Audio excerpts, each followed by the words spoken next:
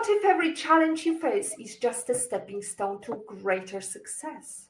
What if the key to resilience is finding the right path through adversity? Welcome to PhD with Woman on It, Hack the Future. My name is Beata Young, and today's PhD, Positivity Hack Delivered, will be by our guest, Prisca Muona. Topic, Redirection, not failure. Lessons in resilience from Malawian finance leader. Episode 174 starts here. Let me remind you, this is a grassroots community that focuses on women on IT, an inclusive forum of women in technology, startups, and female leaders who are supported by men as well. And I bring heart to that hustle because empathy is my motto, and empathy is critical when you getting redirection, not failing. Redirection, not failure, lessons in resilience from Malawian finance leader. This week, we are exploring the inspiring journey of Prisca Muona, a seasoned Malawian accountant and the new managing director at the Agriculture Commodity Exchange for Africa. With over 16 years of expertise in finance and auditing, Prisca's story is a testament to the power of redirection over failure.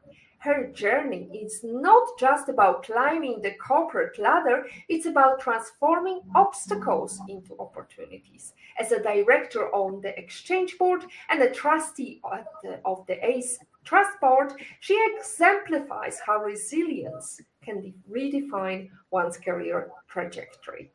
Prisca, let's start with a simple question. Where in the world are you today? Hey, Beatty. Thank you for having me. Sitting in my office, Lilongwe, Malawi.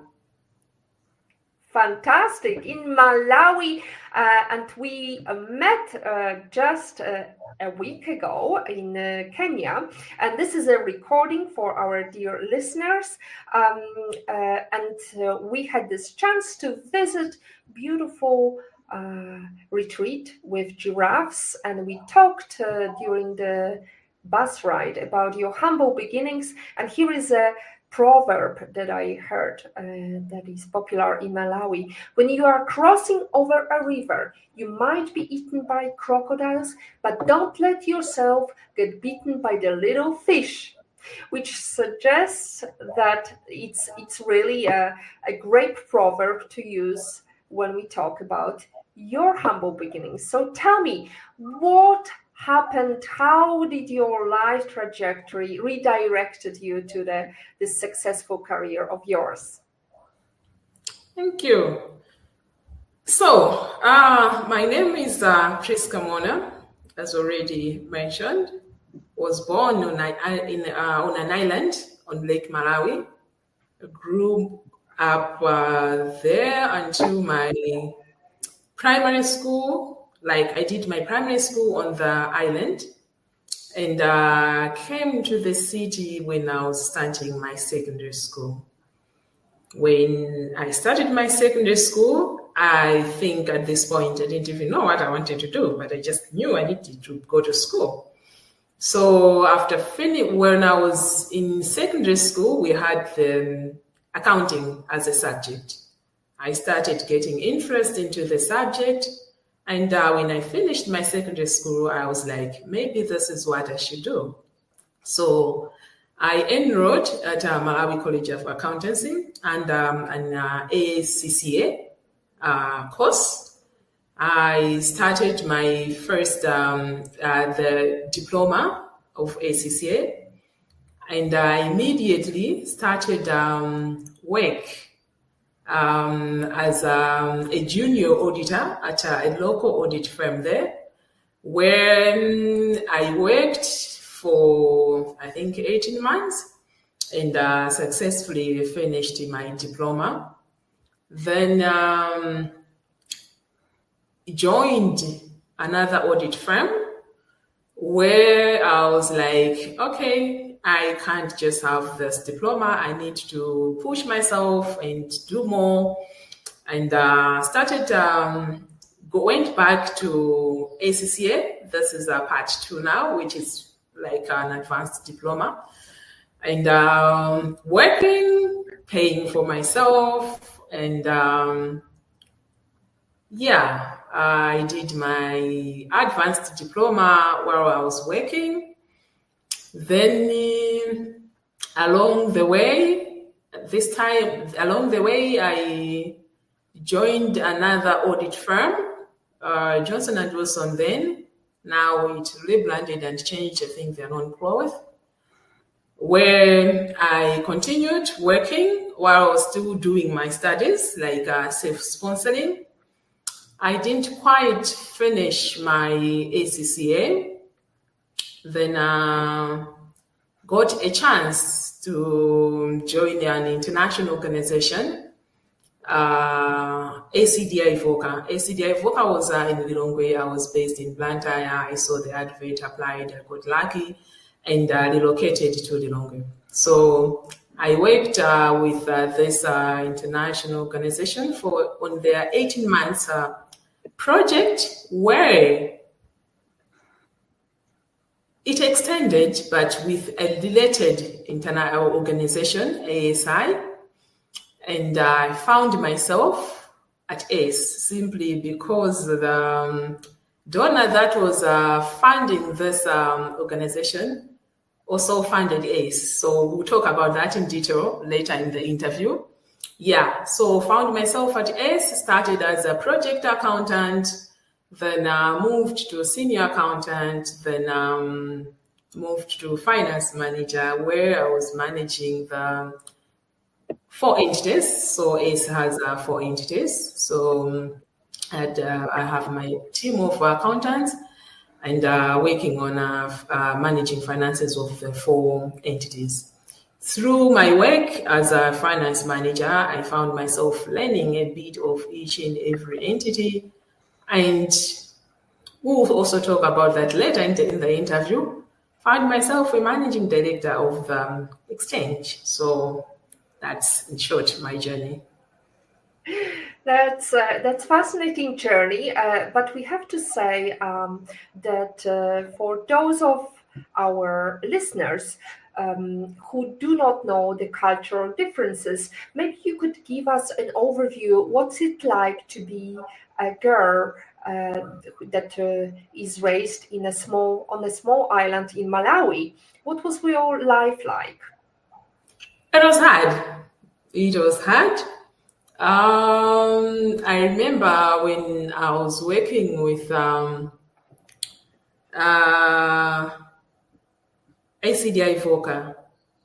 A lady came from America, so we're chatting and talking about our backgrounds, where we're coming from, and she was so surprised, like, okay, she was pretty my age and expected I would know the cartoons she was watching.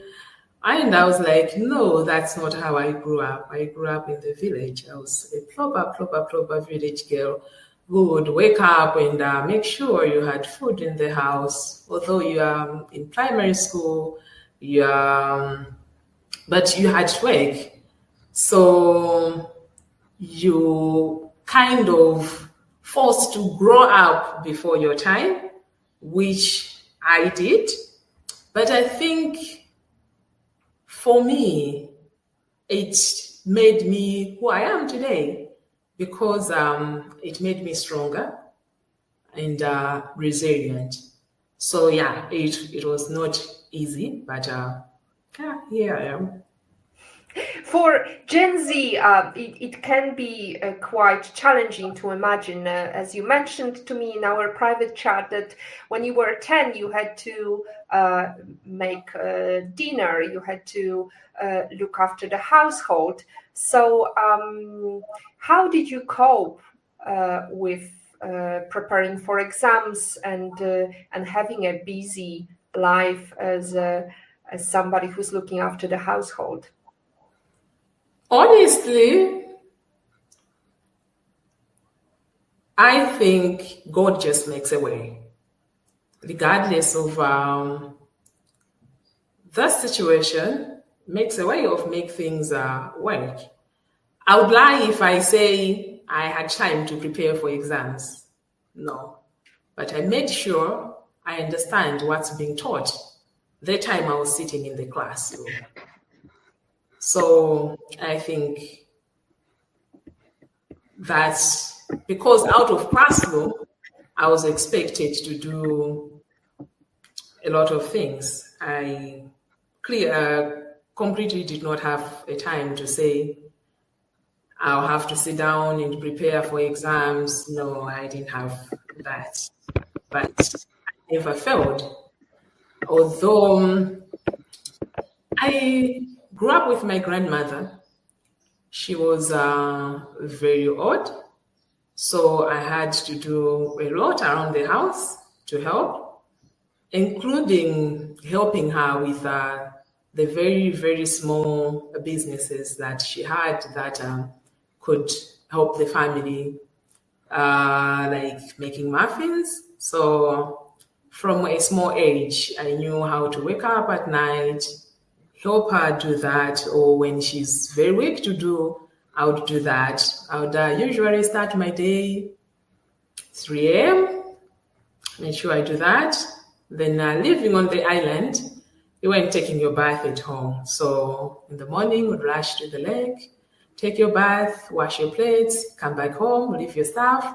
So I'll be going to school with my merchandise. So like I became an entrepreneur at a very young age, right? Yeah, so I'll sell my stuff along the way, then I'll get to school. If I have any left, I'll sell during break time. When I'm done, I'll make sure with the money that I have, I buy something for back home, prepare for the next day. So that was kind of my routine. So I know that traditional patriarchal structures often dictate that women's primary roles are within the home as wives or mothers. But it seems that these societal expectations didn't limit your aspiration. So let's move into the 16 years in finance in Malawi. Let's be brutally honest. Was there ever a moment, maybe earlier on, when someone, maybe even yourself, whispered that this industry wasn't really, friendly to a female? Not quite. I think when I was starting, we had a good representation of girls doing accounting. So, but I think soon after, when I went into the industry, that's when I realized, I think we are so many of us that the industry is kind of saturated and the return was not that attractive. I think that's where it hit me. But navigating through the choice of being an accountant, learning to be an accountant, starting work, just as any other profession, I would say you meet people that sometimes are just rude, they're just naughty, but I won't quite say it was very challenging as a professional. We have so many female accountants in the country, so many professional accountants. Yeah. So you talk about redirection, not failure. Can you give me a real example, a moment that felt like a punch in the gut or a career setback, and that moment felt devastating? Walk me through that. How did you manage to reframe that as redirection? Okay, so this realization was, I mentioned earlier, I started, I had moved from Blantyre to Lilongwe to work with an international organization. This organization was being funded by a certain donor. So at the end of the project, the same donor was also funding other organizations. So what they say, your name being mentioned in the places where you are, but with opportunities, somehow my name was mentioned to these new organizations that were getting funding from the donor that we're just parting ways with. Our contract had ended, it was not being extended, so that meant me out of job. So one of the new beneficiaries reached out to me saying, your name was mentioned, we are getting this grant from this donor, and you come highly recommended, that you managed their project very well. We are getting funding from them, and we need an accountant. So we think we should take you on board. So I was like, okay. Mind you, this was 3 weeks to the end of my contract, and I didn't know if I'm going to find another job or not. And knowing how the industry is, how many of accountants are out there, it's not easy just to land on another job. I didn't know how long it was going to take for me. And I was like, okay, this is such a blessing. They said, we need to meet you. All we want is to marry the face to the CV, really. Your job is yours. So I went and visited their offices. We basically just had a chat, not an interview. And I was told, no, this is all wanted. You have the job, we'll send you an offer letter tomorrow. I went home excited, told everyone I have a new job and I'm not going to be home. Everything is fine. Next day went by. I didn't get the offer letter. Second, third, a week passed. Then I decided to follow up. These guys decided to avoid me, not even picking my calls. So I was like, okay, I've already told everyone I have a new job. And I really, really desperately need it. I made calls, and I said, okay, if God wanted me to have this, He would have given me. So I'll just let it be. Until now, I don't know what happened, but a week later, another organization, which is the one I'm working with, reached out with the same story. So we're being offered a grant. We had a meeting with a donor. You come recommended because you've worked with them. Would you like to join our team? I said, yes. I went. I had the same chat, and I was offered a job. Now, this organization is where I am right now. I started as a project accountant, went through the ladders, and managed to move into the managing director role. So when I'm saying redirection, I mean, if I had received that offer, I might not be where I am today. I might be there as an accountant, maybe moved, but I doubt my profession would have moved the way I have moved here.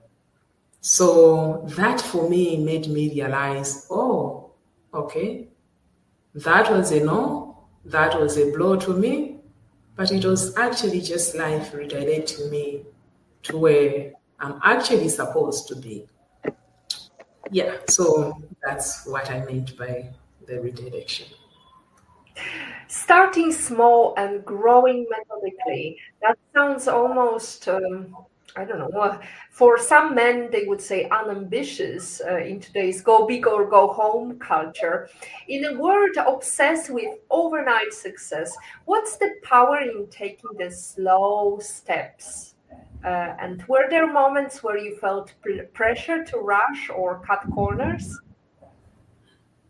I think in life, we all just want to grow, to move from first step to another step. I won't lie to say I didn't want just to take a shortcut But luckily, I didn't. And starting small has made me learn. I think even in business, when you start very small, you tend to understand the detail of what you're doing. So my starting small made me understand the lowest level of the industry, going up and up and up as an accountant, and up to where I am right now. Starting small as an employee of ACE has helped me understand the dynamics of the organization better than if I just started on top there. And I think, starting small gives you a better foundation, in short. Excellent. So you also talk about taking bold steps out of your comfort zone. So what's the scariest bold step you've ever taken in your career? The one that made your stomach turn, or the one that you almost backed out of it? What was the fear and what pushed you to do it anyway? Wow. So,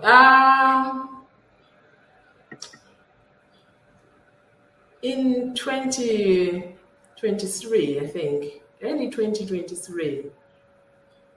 No, let me start with take you backward. Just when I started working for ACE, I saw some document. I don't even remember what it was, but in that document, there were details of what, I think it was a strategy. I think it is. I can't even remember.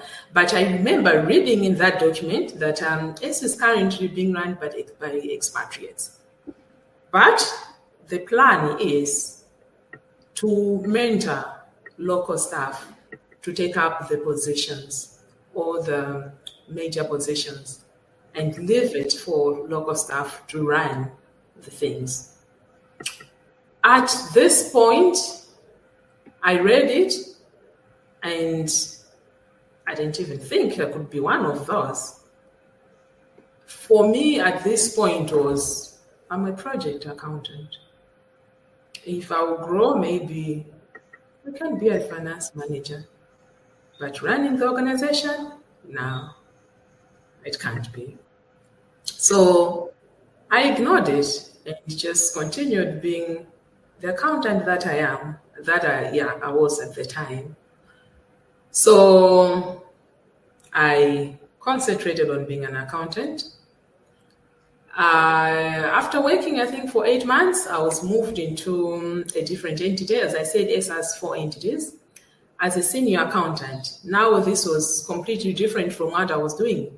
This in the first entity I was in, I was an accountant on a project.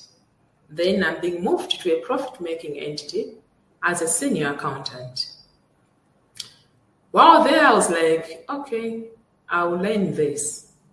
I'm an accountant after all. I know the basics, although I don't have experience in it. And yes, I managed. And few months later, I don't think I was even there for a year, the finance manager resigns. And our CEO says, are you up to take this challenge and lead the team as a finance manager? At first, I was like, okay, that's too big for me. Because being a finance manager for us meant knowing what is happening in all of the entities. But by this time, ACE had 2 entities. And I knew a bit about the trust and just a little about the exchange. Then I said, yeah, I'll take it. I'll see how it goes. So I accepted the challenge and started as a finance manager. Along the way, the second entity was born. Along the way, the 4th entity was born. When I had just joined, I think when I was starting as a finance manager, S had, I think, 8 projects. So it meant managing 8 projects, managing the exchange. It was quite tough, but that was not my peak. Back in 2023, I've served as a finance manager. At least I have knowledge of the different entities. Then the exchange director left, not in 2023. Then in between, I think left around 17, 19. So 1920 actually. So we had consultants coming in and going, coming in and going, coming in and going. In 2023, I think we had our last consultant who did January to June.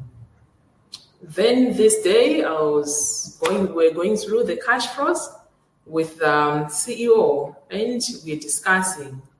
We don't have funding for this position, but it needs a person.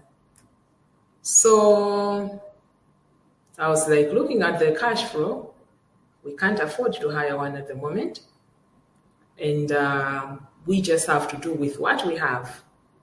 Maybe we split the loss and just keep us going until we manage to secure funding for the position. Then along the conversation, I go like, I can help. I can take up some of the tasks and let's see how it goes. Then our CEO is like, oh, why didn't I think about this? I think you're the perfect person for this. I'm like, okay, you think I can do it? He's like, yeah, I know you can do it. And that's how I found myself on the mentorship program to become the managing director for the exchange. And the rest is history, as they say. The rest is history. Yeah, at the moment I kept asking myself, how can I suggest that? Can I even manage it?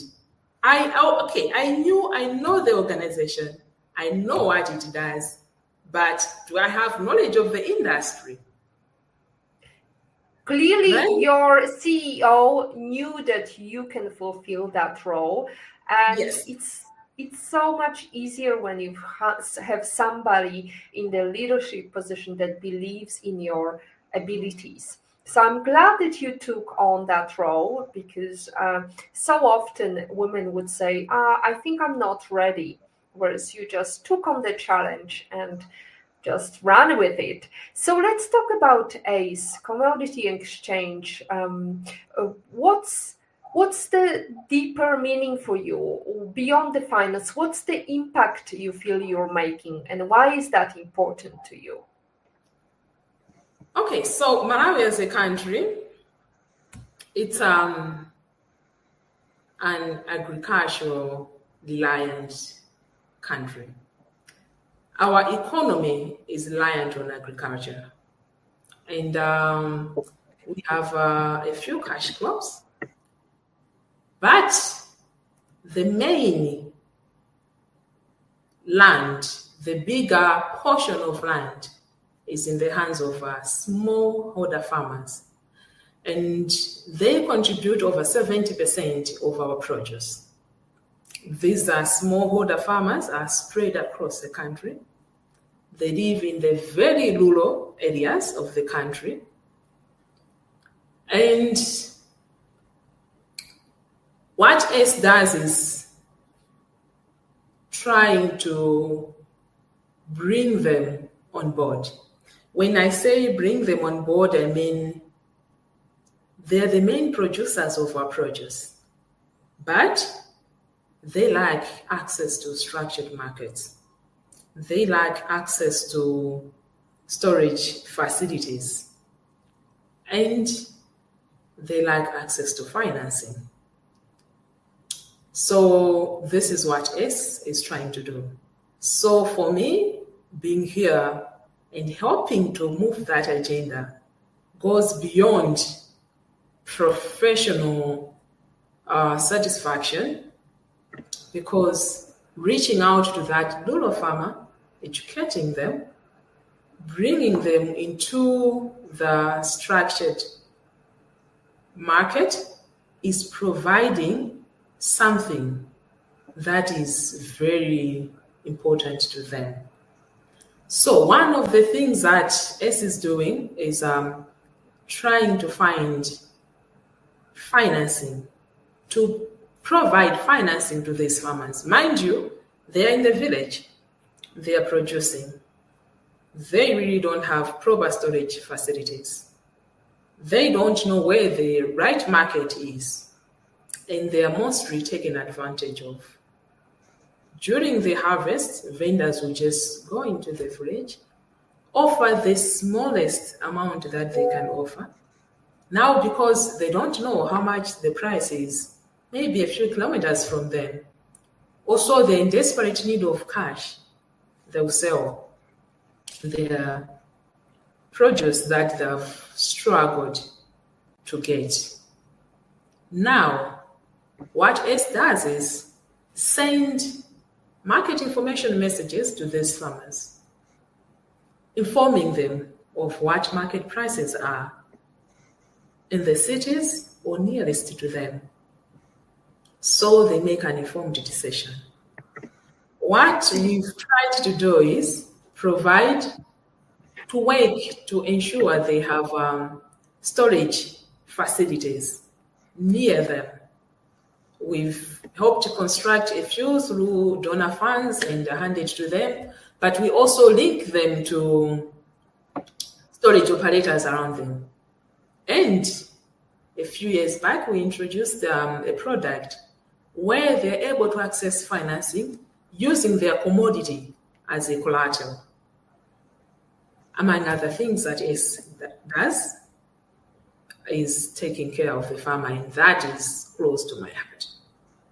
And that what led me to decide, maybe I step out of this office and get into the technical side of things and just, yeah. So finance can be incredibly technical, numbers driven, and exchange isn't really, difficult to grasp for somebody like a farmer or somebody growing in a village.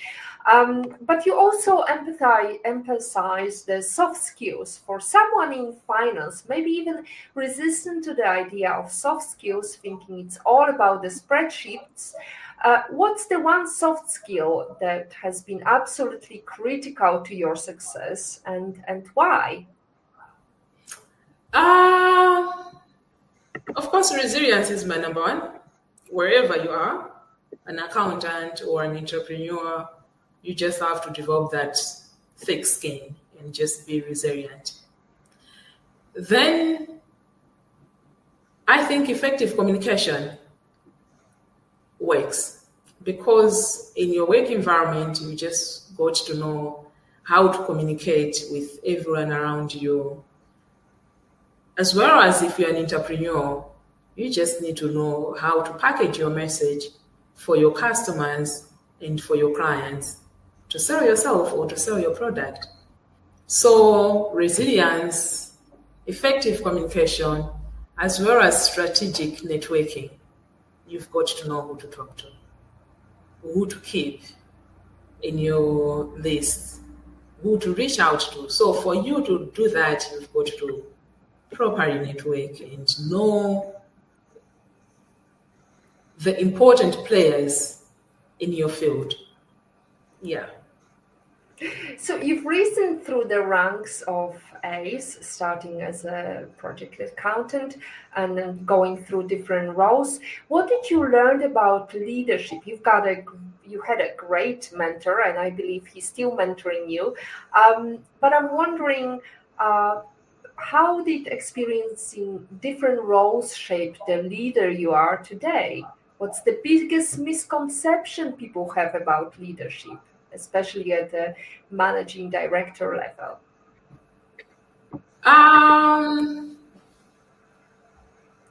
I think for me, understanding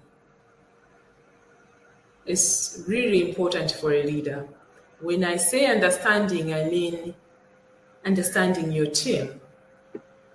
Because you can police all you want, but policing might get people to do things, but it doesn't grow them. Including them in your decisions, working together with them, reaching out, even if when you know what should be done, but reaching out and asking for their ideas. It makes them believe and know this belongs to all of us. And the decision that you make at the end of the day becomes a decision for everyone, not for you. It won't be, she said we should do this. They'll say we decided we should do this. That gives ownership to every member of the team. And ownership makes things happen. Beautiful. Balancing financial oversight, different roles, working full-time, and also having, a household. I mean, you've got 2 kids on board. So I'm wondering, what about, how do you protect your well-being in such a demanding career?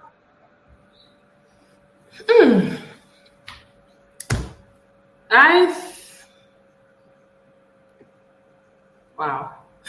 Have you ever experienced a burnout? No.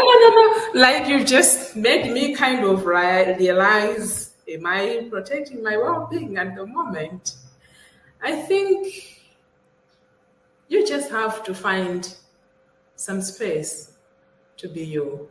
One thing I've done is make sure my family comes first. And lucky for me, I have a very good support system at home. My husband is my number 1 cheerleader. If I have to work late, he'll sit with me, waiting for me. Maybe because he's also an accountant. My husband is a chartered accountant. He understands the nature of our work. And he has also been someone who has pushed me. Like, I really can't talk about my professional growth without mentioning him. He's kind of being the push also behind me. When I had started as a finance manager, I had my advanced diploma. He kept badging me. He was like, no, you can't have that position with an advanced diploma. You need to enroll and do your degree. And I did. And he supported me throughout. So when you have support at home, as hectic as work can be, you get home, you feel I'm home. I think you just automatically relax. You just automatically feel like everything is fine. You're not stressed at home. So I guess that has helped me. But also, as busy as I've been, I think 23, 24 has been my hectic years, because I had to enroll for my master's in 23. I started in October. At the same time, I was full-time finance manager. At the same time, I had started my mentorship into the managing director role. That meant me being involved in every activity that had to do with the exchange, tagging along to my CEO's every meeting, because I need to understand the industry. I need to understand what is happening. It was kind of on-job learning, on-job mentorship. So it was really hectic, because I would knock off, go home. I would expect, I have an assignment that I have to do. I still have some work that I didn't finish. I get home, I find my kids, they'll be like, we're waiting for you for us to do our assignments today. So you still have to be a man that you have to sit down and guide them. Then when you're done, you have to get back to your assignment. So yeah, it was hectic, but I think, as I said earlier, you just get that energy. Somehow you just make it happen. So yeah. So looking Yes. back at your 16 years career, is there anything that you wish you were taught when you started, or is there any advice you would give yourself, younger self? Yes. I think I came across this book, Mindset, by Harold Mindset. Dweck, is it? Yes, that one. Yeah. So it kind got me to wake up. It made me realize I've built my fixed mind so much that it overly overweights my other mindset. So reading this book made me realize I've kind of closed myself. I think the background, the growing up, then choosing being an accountant, where my first work is audit, and this is a work that requires you to follow procedures. Policies have to be followed. Have to be done this way. That has to be done. I think that made me kind of feel things have to be done a certain way. If they're not done a certain way, they're not done. So reading this book made me realize, no. Life is not just about this. There's a lot to learn. And failing is also learning. So if anything, I wish I had read this book some years back. I think it would have changed my mind or my life more than it has done the past 2 years, because I just listened to read it. So you've got now the leadership mindset. So what next for you? Kick Christian and be the CEO. You shouldn't hear me say that. I think right now, I just started this role really. So right now concentration is to grow in this role. I'm still learning. So I want to learn as much as I can. I think I spent last year learning. Apart from my executive MBA, I was learning the industry, tagging along to meetings. So what I would do is I've attended most of the meetings that I would just go and sit and just listen. Maybe people would wonder, why did she even come? But I was learning. So what I'll do is each time I hear about something that I know I don't have enough knowledge about, I'll write it down and just put a star at the end. And right now my diary is full of stars. So whenever I have space, I would just go back and deal with one star. Find as much as information I can get on that topic, whether on YouTube, wherever I can, even AI. I need to understand about this. So and by the way, I'm still not done with my master's degree. I'm still doing my research, but towards the end of it. So and on top of that, you're building a house and doing so many things. As they say, there is no match for a female multitasking. So yeah, we are doing that. Yeah. So currently, I have so many stars in my diary that I need to tick. Until they're done, I think I'm in my learning process just to get as more information as I can. Mm.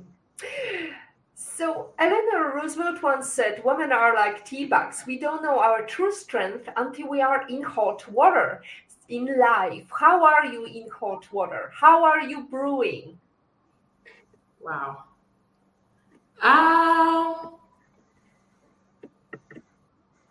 I think last year is what I would describe myself in that space where I had to handle being a student, being a full-time finance manager, being a student at work for the new upcoming role, then being a mom, being a wife. It still had to be a friend. It still had to be a family member. And with Malawi, we believe in extended family. We are just there for each other. So you are expected to be there for your family. And we just close to each other where you can't just ignore, because distance won't be a problem there. So juggling all of that has kind of made me realize, oh, okay, I have this strength. I'm more than I think I am. I think, yeah, that. So in terms of hot water, were there any situation where you felt under huge pressure, and how did you solve that huge pressure? Are you running like a headless chicken, or are you methodical? You sit down, you put pros and cons. What's your strategy for problem solving? I believe if we dwell on the symptoms, we won't get the problem sorted. So my approach has been, if there's an issue, let's get to the root cause. What caused it? Because unless you uproot that root, the problem won't disappear. So I believe you have to sit down, look at where this has originated from.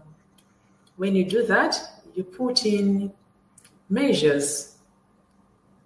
And after that, do your monitoring.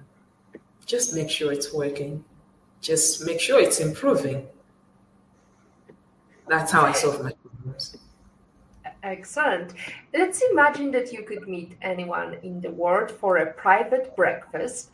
Who would you pick, and where would you meet them for this special occasion? Okay. Growing up, I've seen so much of Condoleezza Rice. And I've always been fascinated by the woman. I think I just would choose her to sit down with her somewhere around nature. So I grew up on the island, but I still love water. I still love to see the water. So I would want to meet her in a place surrounded by nature. I would love maybe to sit on a tree or just somewhere overlooking the lake or the sea, and just ask her, how did you manage to do this? I mean, she's a black African American. So I'm sure she had to deal with racial, and she had to deal with gender issues to get to where she is or to where she's been. I would really, really love to hear her story, because I believe she's one resilient woman. Rice was the first female African American Secretary of State, and yes, the first. How did she get there? That's what I would like to understand. Yes. Absolutely. So she definitely had to open many doors, and hopefully there will be many more to follow. In terms of your career, you've got a daughter and a son, and I'm wondering what is the number one advice you give to them in terms of their career or their future education? Okay. So each time they come to me and say, Mommy, someone was not fair to me, I tell them the world is not fair. People are not fair. And I would want them to grow up knowing that. Because if they think everything is going to be as it is at home, they will be very disappointed. So I kind of feel it's better to let them know things are not going to go smooth as they're going in this house. Because while out there, the world is rough. So they need to get prepared. And just for collection, I'm raising 4 kids. So I teach all of them that to say, the world is not fair. You've got to be strong. You've got to be resilient. You have to know what you want and work towards what you want. But don't expect fairness in this world. When you are crossing over a river, you might be eaten by crocodiles, but don't let yourself get bitten by the little fish. Yes, exactly. Don't cry over these bites. Come again? Don't cry over these bites. That would be my extra proverb add-on. Now, Prisca, can you give us your favorite life lesson quote and how did it change you? I think I would go back to the scenario I explained to you. And my quote would be, the no you get today might just be life directing you to where you're actually supposed to be. Not all no's are bad. Some no's are a redirection from God. God knows this is not for you. This is not what I meant for you. And because we don't know, we cry over that no. And we feel maybe this is the end of me. But no, God has plans for each and everyone. And He's got, when He says no, He's got something better for you. That no I got back in 2014 redirected me to where I am. I surely believe without that no, I won't be managing director today. That no saved me and brought me to my rightful path. That would be my quote. And here is another quote brought to us by Racy. If at first you think it's rejection, it's probably actually newfound freedom, Emilian Allen said. Prisca, thank you so much for sharing your insights and experiences today. I think it's a great lesson in resilience, in understanding that humble beginnings are not going to dictate your future. Is there anything else that you would like to leave as a message to the ladies watching us far and wide, whether Africa or other countries? Yes. I would say whatever you want to do, whether you want to be an entrepreneur, whether you want to advance your career, the important thing is to start. Waiting for the right time, sometimes the right time never comes. And don't be afraid to start small.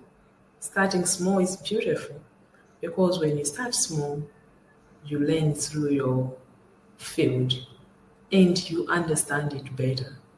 So let's get started. Let's get started, although it is time to finish our show today, our recording with Prisca. We are all leaving here today feeling inspired and ready to make our own small steps. Thank you so much, Prisca, for today's episode.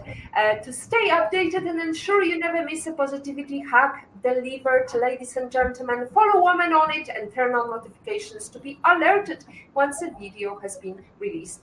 Next week, we're going to talk to Virginia Friscorn. We're going to talk about gathering, engaging, and connecting. We're going to learn how events can foster lasting communities. Thank you so much to our listeners. As always, our positivity quote comes from Positive Thinking Only and goes, look for something positive in each day, even if some days you have to look a little bit harder. And finally, as Maya Angelou, another great female leader, African American female leader, says, if you don't like something, change it. If you can't change it, change your attitude. Today is your day. This day is your time to hack the future you want. Thank you.